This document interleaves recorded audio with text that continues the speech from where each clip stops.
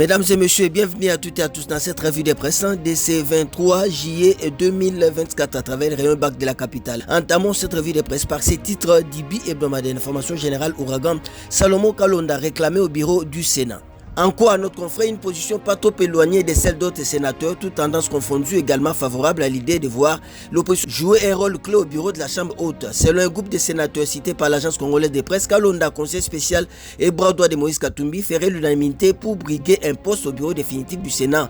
Connu pour son calme, cet homme non revanchard, sa présence au bureau définitif du Sénat serait, selon des politologues, surtout un clin d'œil du pouvoir à l'opposition.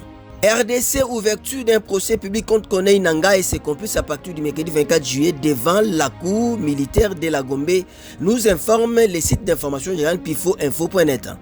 Selon ces sites d'information, dans un communiqué rendu public ce 22 juillet 2024, le ministre d'État, ministre de la Justice et garde des Sceaux, Constant Moutamba, annonce l'ouverture d'un procès public contre Corneille Nangaa et ses complices. Le ministre en charge de la Justice tient à informer l'opinion publique, tant nationale qu'internationale, de l'ouverture de ces procès publics qui aura lieu à partir de ce mercredi 24 juillet 2024 devant la cour militaire de la Gombe. Il s'agit d'un procès qui s'inscrit dans le cadre des activités terroristes, des crimes de guerre et de haute trahison perpétrés dans la partie est de la République démocratique du Congo.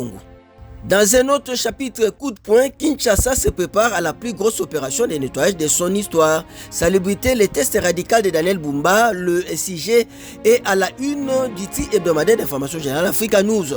En quoi notre confrère, le nouveau gouverneur de la ville de Kinshasa, Daniel Bumba Makila, passe mercredi son premier grand oral devant le député provincial afin de solliciter l'investiture de son gouvernement. Dans les 10 jours suivants, le gouv va devoir entamer les tests radicaux de son mandat via le lancement des coups de poing présenté le ministre provincial du plan et budget Jésus Noël Cheke comme la plus grosse opération de nettoyage de l'histoire de la capitale de la République démocratique du Congo.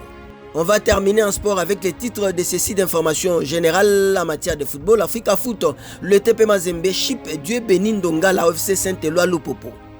Cet officiel, le tout-puissant Mazembe, vient de signer latéral droit à Dieu Bénin Ndongala, l'ancien joueur du FC Saint-Éloi Lupopo, s'est engagé pour 3 saisons avec l'équipe noire et blanc de Lumbashi. Dans les heures qui suivent, selon les sources d'Africa Foot, le contrat de Ndongala sera validé et visé à la Fédération congolaise de football association. Une polémique pourrait être ouverte officiellement entre les deux clubs rivaux de la ville cryptifère après l'officialisation de cette information. Le FC Saint-Éloi Lupopo continue à contester la décision prise par les joueurs d'aller dans l'autre camp. Ça n'est donc fini pour cette revue de presse.